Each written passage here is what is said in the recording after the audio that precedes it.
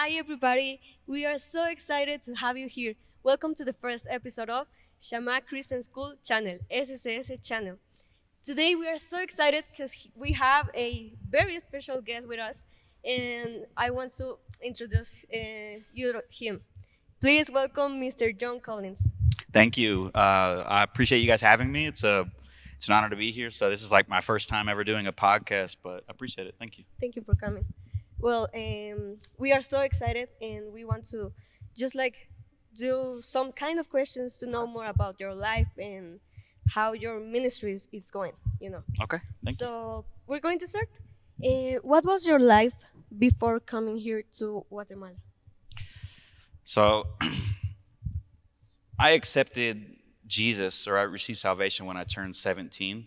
So my life before that was pretty difficult. I struggled a lot with addictions, with drugs, and I got into trouble with the law a lot until 17 when God just rescued me, you could say. Hmm.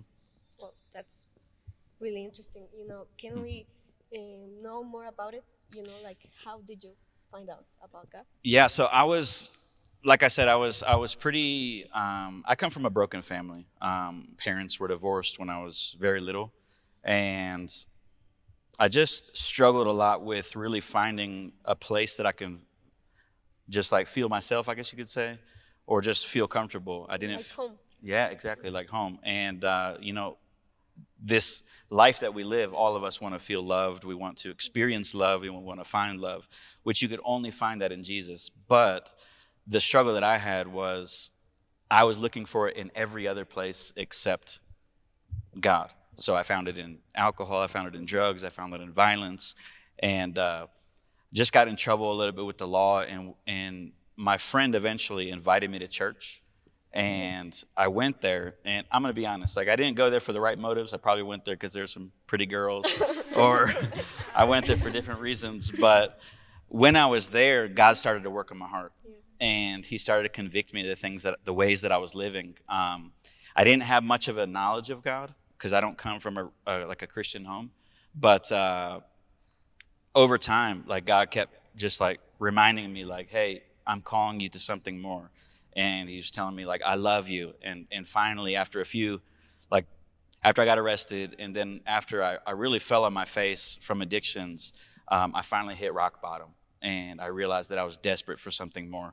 And so I started praying in my room, and I just fell to the floor and just started crying for like hours, realizing that God loved me. So it's a huge, important point in my life. So, Yeah, I think that it's something that we all have felt in one moment in our Yeah. lives. So now I just want to ask, like, what made you leave your country, like your family, and came here to our country? Yeah, so that's a good question. After I got saved, I got plugged into a really good church, and I was probably a part of that church, not only serving but learning to follow Jesus. And a gentleman from Panimakin, actually a village up here, he started a ministry some 25, 30 years ago, working with children, working with women and men in the village. And he invited us, a small group, to come down and for a week. And I was like, I'll go down there. Like, it'll be interesting learning a different culture. Yeah. But I had no idea where Guatemala was. Like, I didn't do very good in school. But so when he invited me, I came here. We were building a school up in the village, and God just wrecked me. And I knew that, like, I wanted to do this work. I wanted to continue coming back. So that was my first time here in Guatemala. So that's how I found out about it. Oh my God, that's really interesting, you know. And as you mentioned, I want to ask you, like, why did you choose San Andres Itzapa as your like place to be? Yeah, another good question. I think that it wasn't as much as me choosing San Andres Itzapa as in God really leading me here. Yeah. I love that. Like really. for instance, I wouldn't be this good to be able to figure out my life and the trajectory that God would want me to go on. So I think it was just all by just the Lord leading everything up in my life to this moment. Like I said, someone invited me down here. I fell in love with it. A few years later, I finally moved down here. And then a few years after that, obviously, I married my wife, who's from here. She's from a village called Shammah. And so we just started life here, and I knew that I had to put roots down. So this is where we're at. So Thank you so much. absolutely. Okay, now I'm going to ask you some other questions about. It's kind of like personal, and we want to know a little bit more about it. So, Yeah. do you remember your first day here and how you felt? Yeah, I do. I remember my first day here. I'm from Florida originally, so a lot of people there speak Spanish. Oh, yeah, yeah. But my first day here, I mean, I didn't really know much Spanish. I just knew like a few words, not the best words either. And I came down here and I just realized, man, I don't know how to talk with the people. Like people came up, all these kids like had these amazingly like sweet faces and wanted to play with me, and these people were so welcoming, and I didn't know how to communicate with them. Like I love to talk, and when I'm in a place that I don't know how to talk with the people, that was tough. So yeah. But I was filled with, I guess, how did I feel, you asked? I felt joyful. I felt at peace, but I felt like there was more to learn, a lot more. So yeah. So that leads me to the next question. That is, what was your biggest cultural shock when you arrived? Because learning a new culture is kind of hard, and I know that when you're new, maybe there are a lot of cultural shocks. But what was the biggest one? So I would say the language goes in there for sure. Obviously, not speaking Spanish and then coming down here and having to like make signs of like I want to eat or something like that. But beyond that, the shocks were probably like seeing mountains, experiencing cold. Because like I said, I'm from Florida, and it's just coast. So it's like I lived about 5 minutes from the beach. And I've never seen a mountain before in my life, especially not volcanoes that are like erupting every single day. So that was wild. I'm not going to lie. That's really interesting because it's like a lot of nature around here. It's beautiful. It's beautiful. So the next question is, what kind of projects have you developed through Arms of Love Ministries, Inc.? And can you tell us a little bit about any social work that you've been involved in? Yeah, absolutely. So I'll start with the first question. The projects that so when God led me and my wife to move away from the village and to move into Itzapa, we started praying like what direction God wanted us to move on. And it was right during the pandemic, like during COVID. And so I'm sure you guys remember, but like all the schools were closed down. There was people like with white flags everywhere. And it just like something, we felt like God burdened our hearts to help those people. So the first thing we started doing was creating food bags that would maybe be like pantry supplies for about 2 weeks. And we started just creating these bags and handing them out to people and just praying for people. But we felt like God shortly afterward wanted us to put roots down, if that makes sense. So we started praying, like, where's God leading us to? And we felt like God continued to lead us to single mother families. So we started working with single mothers and children of low-income families, mostly here in Itzapa. And we started about 15 minutes from here. We're starting to build a feeding program. It'll be sort of like a school, more so like scholarships and tutoring for kids in lower income areas. And beyond that, a place of refuge and hope that people could come and feel safe and learn about Jesus, but also learn skills to better their lives and make better decisions. That really touched me because it's inspiring how we all were in that situation of the pandemic, and we were like, we need to help, but many people just said it and didn't help. But you help people because God put that feeling on you, and it's really inspiring to me right now. Thank you for sharing with us. Can I say one more thing on that? Yeah,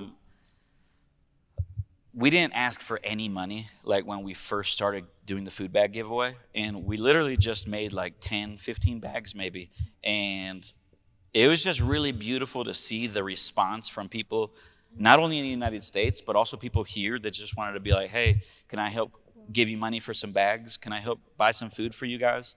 And we gave like 500 or 600 bags of food away. Wow. Yeah, so God just really showed up in a beautiful way and way beyond what I would be able to do. So it's God for sure. Yeah, so. I think that's one of the most important points, because we are just like a family. Right. We have to help Right. others, and it's just really amazing just to think that happened in that really hard moment. Yeah, no, absolutely. But thank you. Okay, so it's my turn. And before I started with my question, I want to say something. I'm really excited to be doing this because it's my first time interview someone, and I'm so excited with, that you here with us today. Thank you. So Absolutely. my question for you is, what have been the hardest moment in your missionary work? Mm. Uh, there's been a few hard moments. When we were living up in the village, there was a point in our walk that we started to feel pretty lonely. Sort of like it was hard to feel isolated from, and it was actually during the pandemic. We started feeling very separated from the church in the United States, and my family and my friends back home, and like periodically in my walk, like I felt that, like, man, I really miss my home. Like I really miss my family, and like I know God's calling me here, but there's a part of us that feels very connected to where we're from, you know? And so making that decision was really awesome, but it definitely comes up sometimes, and like, man, I miss being around people that like understand my culture and like who live like me. But and then the other thing is, as missionary, like we do most of our work pretty volunteer, and like we depend on donations, we depend on sponsorships, and people really like coming alongside of us and partnering with us.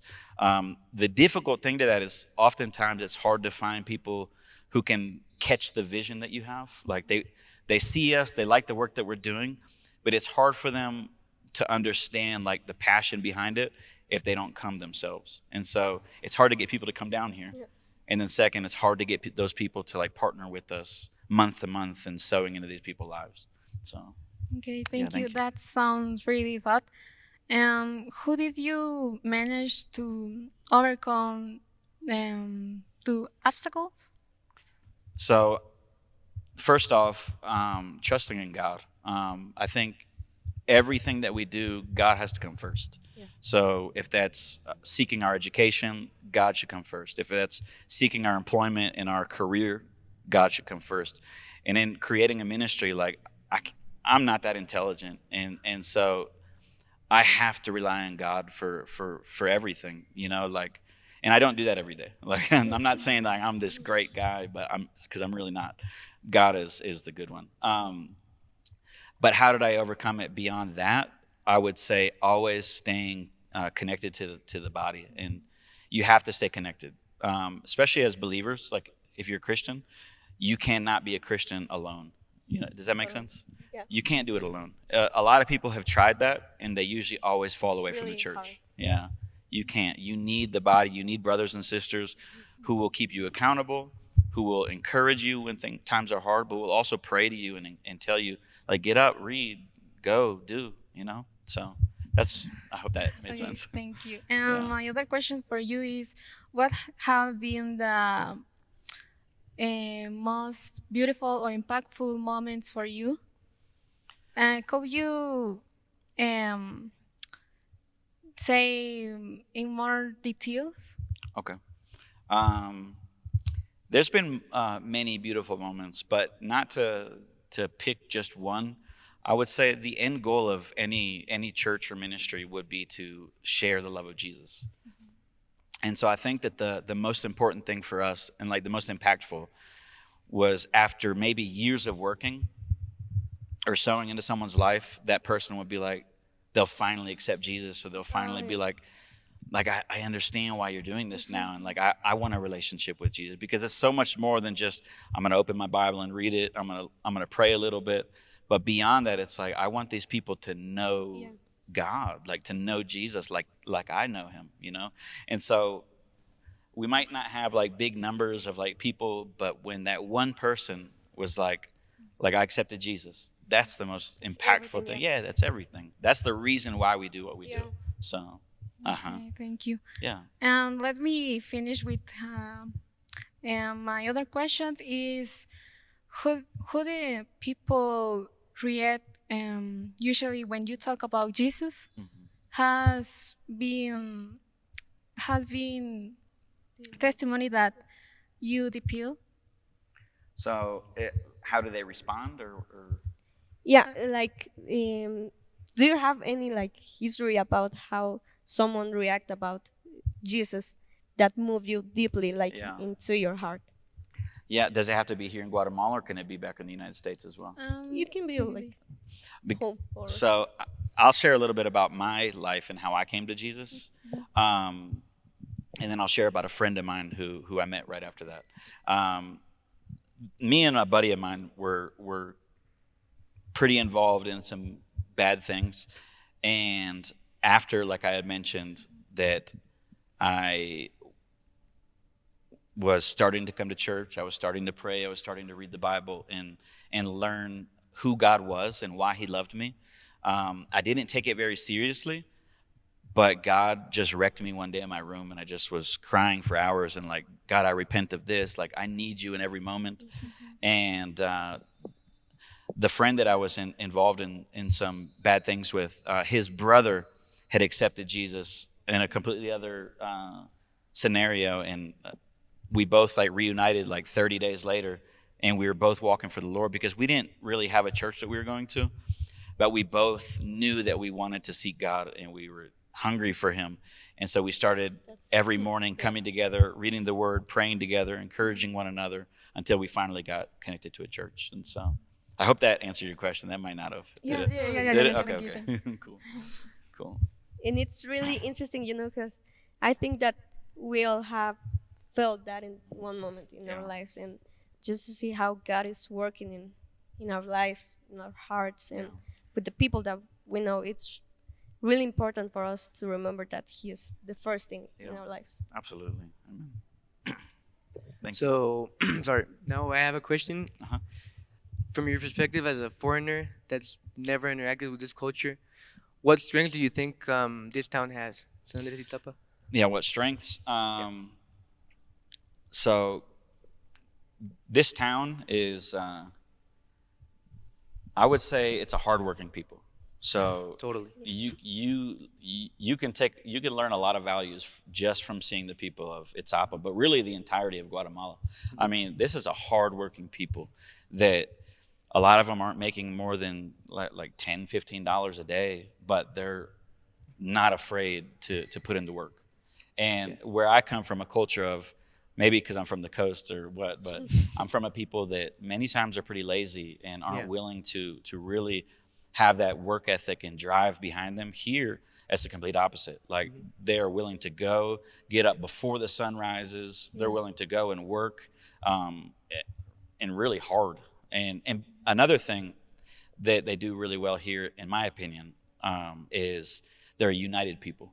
So whenever there's an issue, I feel like here in Itzapa, at least, the people rise up together. Like they'll unite to solve a certain problem or a certain situation, and that's something that you can learn a lot from. So Yeah, totally. yeah.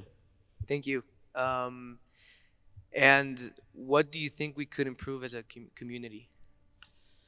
I think everybody has a lot of room to improve. So here in Itzapa, I would say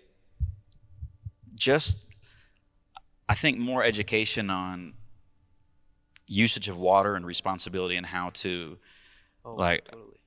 because how many times do you walk by a place and water's just Yeah, pouring people out? don't really care. I think there needs to be more education on how we dispose of our garbage, of our trash. Yeah, town's pretty dirty. Yeah, and that's just not. It's not just here. It's just it's more of a culture thing. Mhm. I think that probably decades ago, there was no plastic. There was no things that would just sit there and clog our drains. But there needs to be more education and more of a culture to recycle. I think there's not a culture yet of that. But we're moving that direction, which is awesome. Yes. And then the third and final thing I'll say is being more considerate in the way that we drive, the way that we conduct any kind of vehicle. I think that's an obvious, right? Especially like motorcyclists and cars drive me crazy. They're crazy, yeah. So have you had any bad experiences with people driving here? Yes, but thankfully I've never hit anybody. Oh, I've been that's hit by good. motorcyclists. Like they ran into Wow. my car, but I'm like, Yeah. it makes me angry sometimes, but I have to like calm down and be Yeah, like, it's pretty common. that's just a very common thing here. It So is, I think if sadly. we learn to have a culture to like be respectful, like take turns, and not everybody has to. We don't have to leave at the last minute. We need to Yeah, start on the road a little earlier and learn how to be patient. not have to be in a rush all the time. You know. So Yeah, thank you. yeah. And what have you learned from Guatemalan people or culture? Yeah. I think I said it on the other question, but I'll just say it again. Their work values are incredible here. So I could just say that again. I've learned to not be afraid to go to work and to sweat and to do the hard thing. Obviously, I could do a way better job, but the people here continue to teach me that every day. And then the other thing that I learned from Guatemalan people, especially being married to a Guatemalan myself, I've learned that the family unit is very close knit here. So, like, especially if the mother and father are still in the household, then however many children there are, they're a very close unit. I'm from a broken family, and so I never really had that. I have 3 stepsisters. I have a couple like blood siblings as well, so we're 7 in total. But we still have a lot of our distances, and we haven't been very close. But I love that the people here, they're with each other in everything. Hard times, good times, struggles, victories, whatever it may be. So, yeah. Totally. Thank you. Yeah, absolutely. Thank you. Yeah, I'm gonna continue with some questions like right now, what Guatemalan habits or food is part of your daily life? Daily life. Now I like to get up before the sun. And so me and my wife in the pandemic, we started getting it more into farming. So we have a avocado farm. Oh. And so we constantly have to work and look what we do with that property. And then foods, I mean, tortillas. You like tortillas? Yeah. You can't not have tortillas, right? And then obviously frijoles or beans. I'm sorry. Totally. And my mother-in-law makes queso from the village. Oh, really? Yeah, so I always have queso in the fridge. And then beyond that, we usually have anything like from quiletes to pepián to, not every delicious. day, but usually like once a week. What is your favorite food? You know, like Pepián. oh yeah, Yeah. delicious. And Like do you find any food weird? Yeah. Yeah. How do you say it? Revocado. It's like pig heart or something yeah. like that. Yeah. Yeah, I tried it the first time. I loved it, but I ate too much of it, and Oh, I got sick, Sorry. and now I can never go back to it again. But there's a lot of really creative foods here that yeah, it's pretty interesting. And But, have you ever tried like atol? oh, every week, yeah. Atol blanco is my favorite. Oh, Yeah, me yeah. too. Yeah, That's atol the best blanco with a tostada with your chuchito. No, hungry. Yeah, But really, any Guatemalan food I love. It's, Yeah, it's as long as delicious, it's really not menudos. So, yeah. No. yeah. Yeah. I'm gonna continue with what advice will you give to young people who wanna make a difference but don't know when to start? Yeah, that's a good question. From when I was young and before I accepted the Lord, I was wild and never thought adults or my elders knew anything. I thought I knew everything. So I would say the first advice to young people would be to be slow to speak and listen. Like open your ears, let's listen to our elders because they obviously have wisdom for being here many more years than we do. Yeah. But actually, that would be second. The first thing, obviously, put God first. Make sure you put a priority in your life to seek the Lord and make it personal. Don't just go to church because your family has brought you every year. It has to become something personal. If it's not, then you'll eventually stray away from it. But if you, as a young person, can understand that you have a purpose, that you have a whole life ahead of you that God has already set in stone, and you put Him and His kingdom first, everything else will fall into alignment. So, yeah, and then it would be listen to your elders. Yeah. And for my last question, How do you stay spiritually strong when you feel weak or disencouraged? Yeah, that's another really good question. First off, we all are going to have our bad days. We're all going to have our times that we're discouraged, that we feel just lost, that we feel like we're struggling. And that's why I said earlier, it's so important that we don't do this alone. Does that make sense? So it's like we always have to make a concerted effort to surround ourselves with people that would hold us accountable, but also that would encourage us when we're going through hard times, and that would pray for us, and that would sort of like lift us up. Does that make sense? Yeah. So it's always important that we stay grounded, but we stay surrounded with people who believe the same way that we believe. Totally. Yeah, with people that can support us. Exactly. Yeah, absolutely. Absolutely. That's important. I have a question too, Mhm. kind of about that. If you could speak to your past self, what would you tell Mm. him? Let me think on that. I would say slow down. I would say the same thing I said earlier. I would say listen more than you speak, and don't think too big of yourself, because you honestly don't know half of it, and so yeah, just slow down, listen, and trust what God is telling you. So Yeah. that seems pretty vague, but it is truly what It I is true. would say to that. Yeah. Yeah, I think we can all notice just how your word says, God has been working on you, on Yeah. your life, and that just makes sense of everything, So I just want to ask, like, what is the biggest lesson you have learned working as a missionary here in our country? Yeah, I think a big lesson is that you can't do it by yourself. You don't have all the resources, you don't have all the knowledge, and you don't have the ability to create what you want to create if it's just based on you. So first off, we need to surrender to the Lord and understand that we need to pray and seek His will for our lives. Like we can create these really beautiful like paths for our lives and our futures, but if it's not God's plan, like it's not really worth it. And a lot of us want to grow up and be wealthy. We want to grow up and be successful. But what does that mean to be successful? Does success mean like I have a mansion, I have all this land, and I have all this money? Or does success mean like I did it, like I trusted God, I'm walking with Him, and I'm exactly where I feel God wants me to be at? I think that's the most important thing. So It's really interesting, Yeah. being honest, yeah. We are getting prepared to be teachers.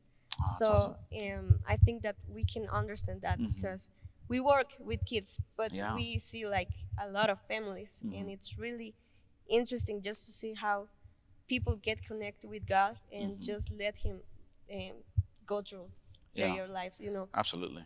And with the final question, Okay. I just want to ask you if you could just like give to the people that it's listening to us some message that inspired them, or like that you think that God is letting you Yeah. like give them. Yeah. I would say an important message would be first off, put God first, and trust that. Seek God for yourself. Don't seek Him just because your family brought you up in church, but make it a personal relationship. And beyond that, I would say slow down, learn to listen, speak less, and really while you're here gaining an education, like focus on the now. Like where does God have you at right now? Because when we try to focus too much on the future, we miss out on this moment. And I feel like God is the God of this moment. Like that's all we have right now, this present. And so when we're so focused on what we're going to do tomorrow, what we're going to do next year, what we're going to do when we graduate, what we're going to do when we eventually have a family, like we're missing out on what God is really calling us to. Is in this moment, I think there's no time like the present. Sounds cliche, but it really is. God has a purpose for us right now. And so as long as we can slow down and really seize this moment, God will use us. So Thank you so much. absolutely. That's a really important part. thank you so much. We love to have you here. Thank you you. so much for Thank you. for coming. And it was a pretty special moment, I think. Thank you. And we are really happy. And thank you so much for coming. Yeah. No, Yeah. thank you guys for the invitation. And yeah, I've never done this before, but I really appreciate you. Your guys' English is awesome, by the way. Thank you. So Thank you. yeah, anytime. So yeah, this was an honor. I appreciate it. Thank you so much. And for you, thank you so much for watching. I hope that you keep some of these words or everything on your heart and in your mind. Remember, always keeping God in first. And we are the students of Shammah Christian School, and this is SSS channel. Thank you so much for watching. Thank you. Bye. Bye.